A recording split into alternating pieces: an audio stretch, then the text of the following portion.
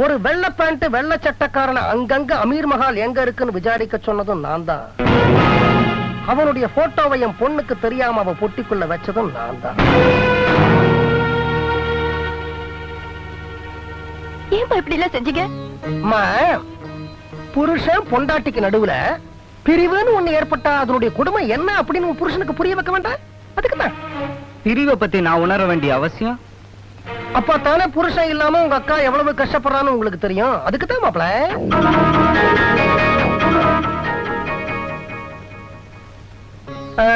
ஏன் மாப்பிள, நீங்க தான் 3 சபால மெம்பர் ஆச்சே.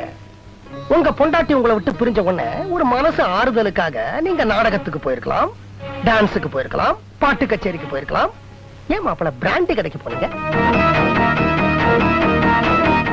ஏன் மாப்பிள, இப்போ உங்க அக்காவும் ஒரே ஒரு நாளைக்கு மனசு ஆறுதலுக்காக பிராண்டி சாப்பிடறான்னு வச்சுக்கலாம்.